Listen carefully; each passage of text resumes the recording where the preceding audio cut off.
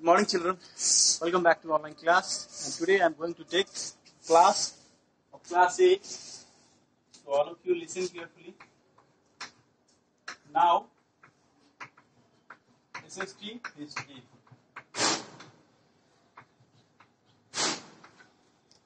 तो आज जो हम लोग चैप्टर पढ़ने जा रहे हैं वो हमारा चैप्टर का नाम है रूरल लाइफ एंड सोसाइटी।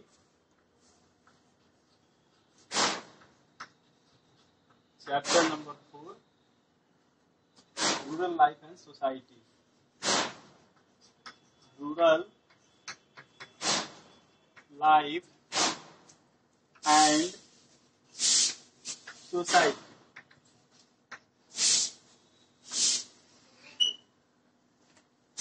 तो सबसे पहले बता दें कि हम लोगों ने इंट्रोडक्शन के बारे में एक छोटा सा एक रिकैप में लेना चाहूंगा। रिकैप में आप देख सकते हैं, रिकैप में मैंने आपको एक इंट्रो दिया हुआ था चैप्टर के बारे में कि जैसे ही बंगाल की दीवानी जब मिल गई अंग्रेजों के हाथ में, तो अंग्रेजों ने जो सिस्टम को लगाया, वो सिस्टम को लगाने का सबसे बड़ा कारण था। तो सिस्टम क्या था हमारा?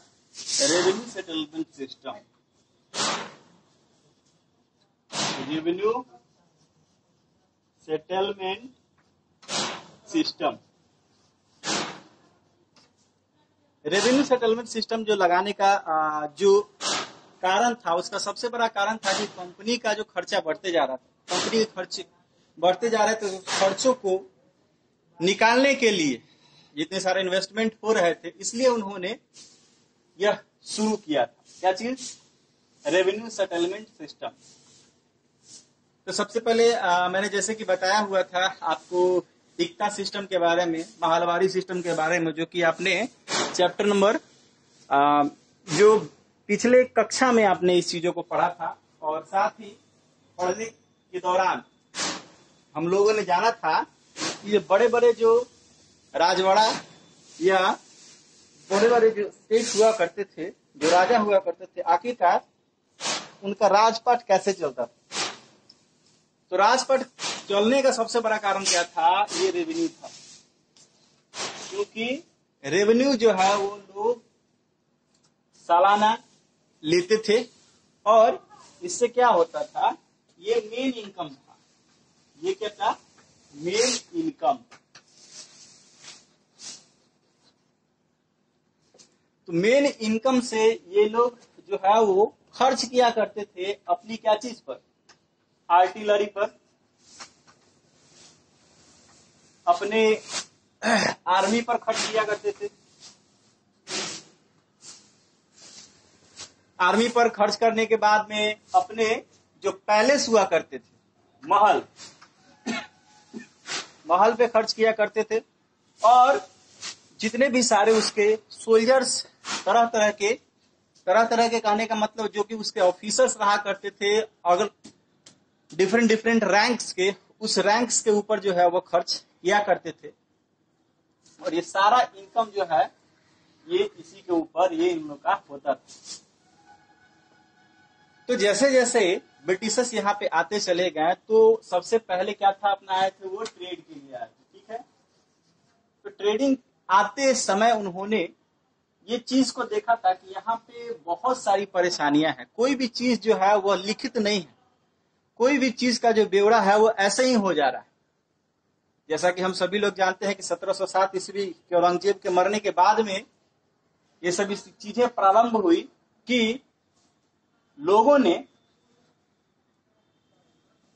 यानी कि ब्रिटिशर्स ने, जैसे जैसे जो ट्रेडर्स आते गए, सबसे ज्यादा दिलचस्पी जो ब्रिटिशर्स ने दिखाया था, और उसके दिखाने के बाद में उसने यहाँ की पॉलिटिकल लाइफ को अच्छी तरह से देखा। पॉलिटिकल लाइफ को अच्छी तरह से देखा। तो पॉलिटिकल लाइफ को अच्छी तरह से देखने के बाद में उसको यह समझ में आ चुका था कि अगर मैं एक बहुत बड़ी आर्मी को अगर खड़ा करता हूं अपने क्षेत्र को बढ़ाने के लिए, अपने टेरिटरीज को बढ़ाने के लिए, तो टेरिटरीज तो हम बढ़ा लेंगे, लेकिन आखिरकार हम जो पैसे खर्च करते हैं जो भी पैसे खर्च करेंगे, हम इतने बड़े आर्मी ले रहे हैं, रिक्रूटमेंट भी हम निकालेंगे, तो उस रिक्रूटमेंट निकालने के बाद में लोगों को जो क्या है पेमेंट देना पड़ेगा।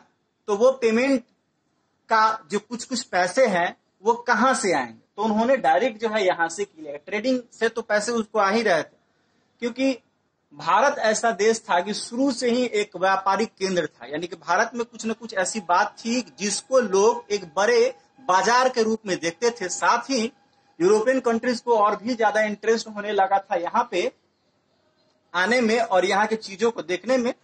ऐसे तो पोर्टुगीज थे, जो फ्रांसीसीज थे, उन्होंने भी चेष्टा किया कि यहाँ पर जो है वो राज किया जाए, मगर वो कामयाब नहीं हो पाए, क्योंकि ब्रिटिशर्स का जो शिकंजा था वो काफी बेहतर था उनसे, और उनकी पॉलिटिक जो लाइफ थी, पॉलिटिकली जो सेटलमेंट थे, जो चीजें थी, वो काफी सबों से बेटर थी।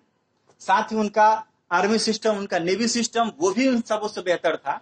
इसी की वजह से ये सभी चीजें हुई। तो दीवानी मिलने के बाद में उन्होंने जो सिस्टम को फॉलो कराया हमारे भारत में, उस सिस्टम में सबसे बड़ी चीज क्या थी कि डिफरेंट जगह पर क्या थे, जगह क्या थे, डिफरेंट थे। अब जैसे कि बिहार हो गया, उड़ीसा हो गया, बंगाल हो गया, गुजरात हो गया, यूपी हो गया, महाराष्ट्र हो गया, हर जगह अलग अलग चीज है। हमारे नीचे अगर देखेंगे तो एक तिहाई लगभग जो है हमारा क्या है, आधा हिस्सा कोस्टल एरिया है, तो हर जगह का क्लाइमेट जो है अलग अलग है। तो उस तरीके से जैसे जैसे ये रेवेन्यू सिस्टम जो है वो बनते गए, तो बनते कैसे चले गए, बनने का जो सीरीज है वो हमारा क्या है,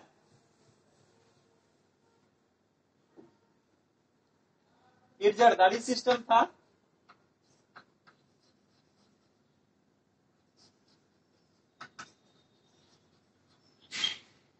इजरदारी सिस्टम था।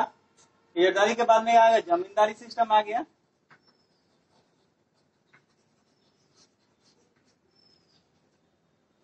जमींदारी सिस्टम के बाद में आ गया आपका महलवारी सिस्टम आ गया, फिर रैयतवारी आ गया। रैयतवारी सिस्टम ये सेटलमेंट सिस्टम है, ठीक है, settlement system, revenue settlement system ये आ गया हमारा। और है एक महलवारी आ गया, महलवारी सिस्टम आ गया। तो क्या था, इजरदारी सिस्टम में होता था ऑक्शन बेस्ड, कोई भी चीज होता था वो बाइडर्स आते थे, उनकी बोली लगाई जाती थी, जो ज्यादा बोली लगाता था वही उसी को पूरे जगह के बिहाफ में रेवेन्यू इकट्ठा करना पड़ता था और साथ ही ब्रिटिशर को हैंड ओवर करना पड़ता था। इसमें जो है सबसे ज्यादा जो है फायदा जो है वह जो कॉन्ट्रैक्टर्स थे, कॉन्ट्रैक्टर को होने लगा, क्योंकि कॉन्ट्रैक्टर जिस महीने में या जिस साल सिचुएशन बहुत अच्छा लगा रहा, रेवेन्यू उतना आ गया। लेकिन इसमें क्या था कि इजरदारी सिस्टम में फिक्स कर दिया गया था रेवेन्यू को, और रेवेन्यू फिक्स करने के बाद में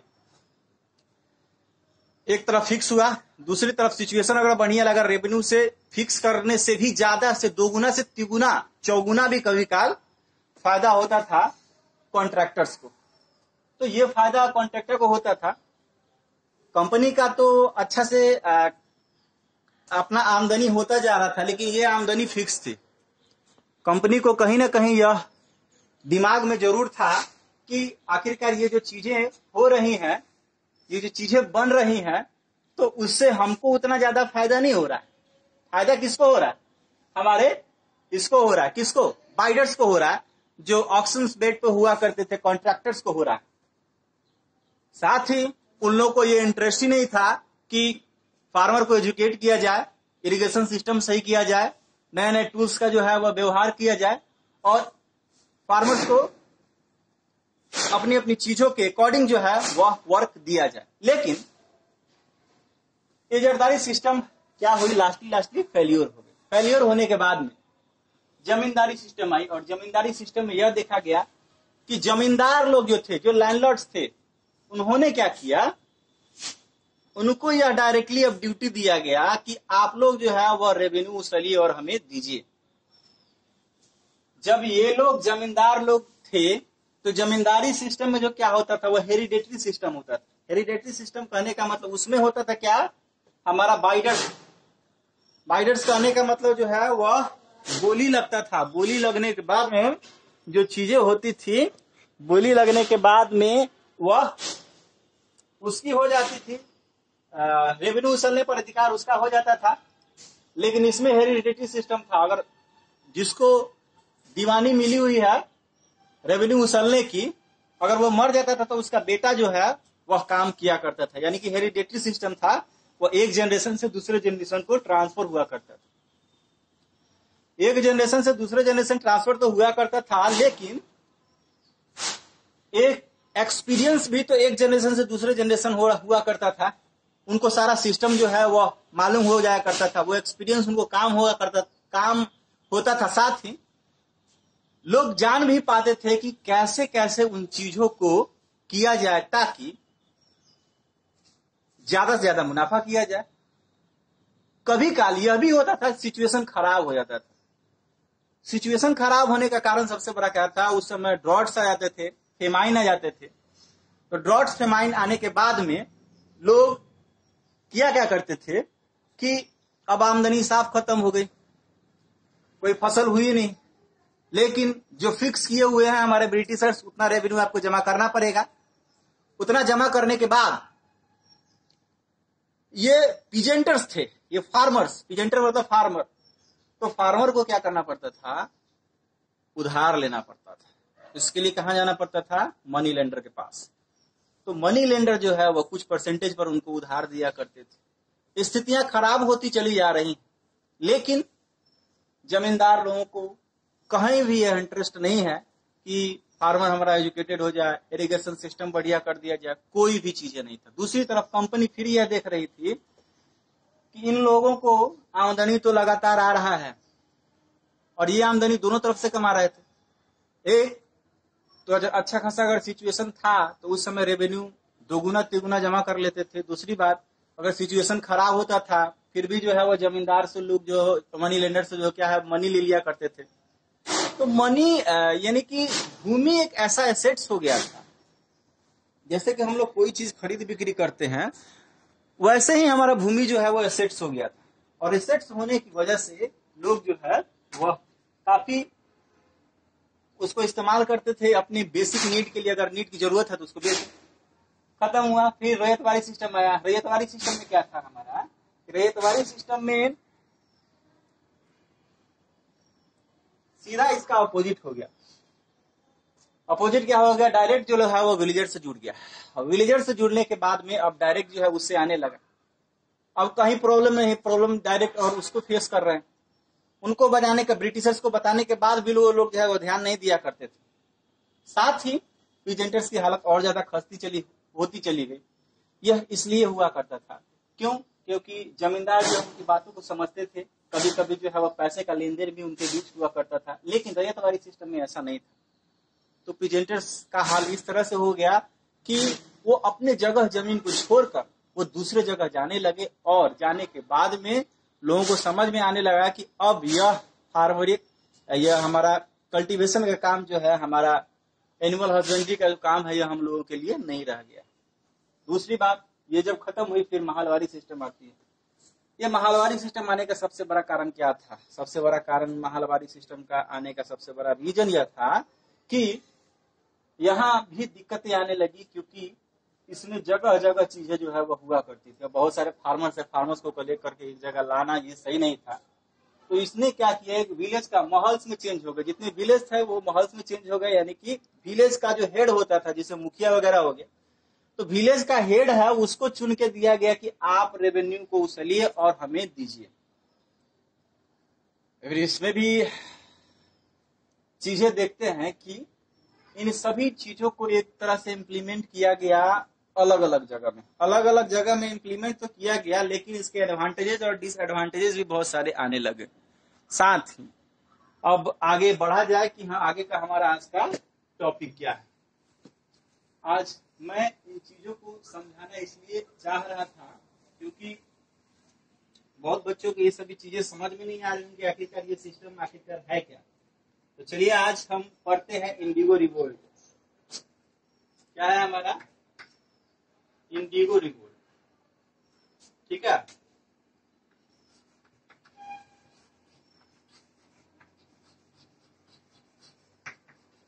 इंडिगो रिवोल्ट में क्या था? देखिए इंडिगो क्या होता, सबसे पहले ये चीज को जानिए। देखिए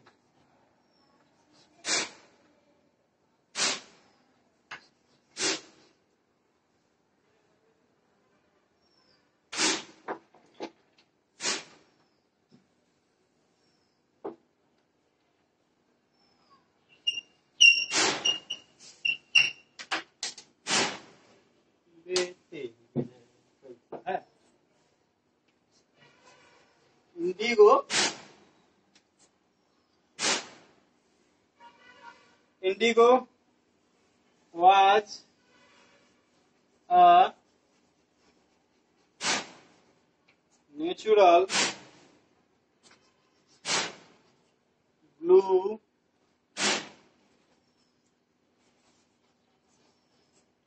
dye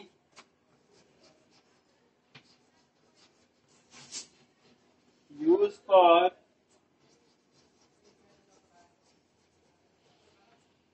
coloring clothes. It was exported from India. It was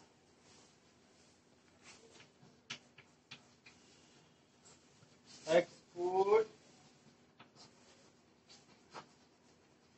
from India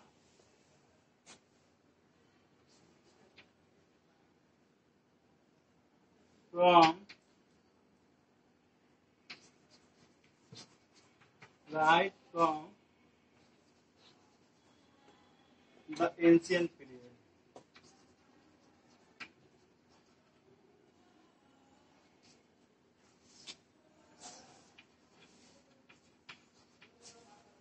From the ancient period. Indigo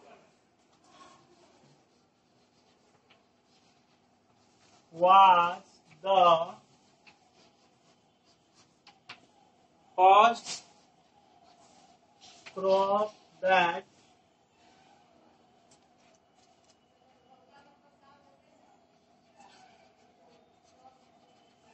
grown by Indian for the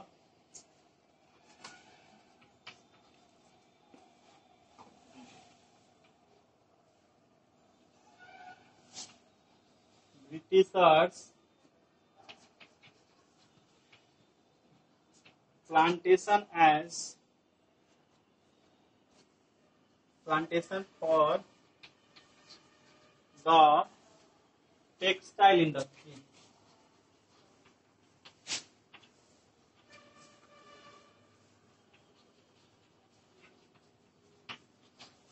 चलिए आज देखते हैं हम लोग कि आखिरकार इंडिगो क्या होता है। ठीक है, तो देखिए इंडिगो क्या होता है। देखो इंडिगो एक टाइप का एक ऐसा नेचुरल क्रॉप है जो कि उगाया जाता है, कपड़ों के लिए यह यूज किया जाता है, जो कि ब्लू कलर का होता है। सामान्यतः यह व्हाइट कपड़ों के लिए यूज किया जाता है ताकि कपड़े का जो क्वालिटी है वो कुछ दिन तक टिक पाए और साथ ही उनके जितने सारे जो जर्म्स है वो खत्म हो पाए। ठीक है, तो ब्रिटिशर्स ने जैसे जैसे यहाँ पे कॉटन टेक्सटाइल के इंडस्ट्री जो शुरू किए थे तो उनके लिए ये एक रॉ मटेरियल का काम करता था। तो रॉ मटेरियल का काम करता था, इसके लिए ब्रिटिशर्स इसको क्या करते थे, इंडियंस को जबरदस्ती उगवाते थे ताकि एक रॉ मटेरियल जो है उनको आराम से जो है उन क्षेत्रों में, जिन क्षेत्रों में टेक्सटाइल इंडस्ट्रीज है उन क्षेत्रों में आराम से उनको रॉ मटेरियल्स मिल पाए, साथ ही उनका इस्तेमाल वह कपड़े बनाने में अच्छी तरह से कर पाए। तो ठीक है, आज के लिए हम इतना ही रहने देते हैं और फिर अगले अंक में इसको जानेंगे। तब तक के लिए खुश रहें, धन्यवाद, कोरोना से बचते रहें।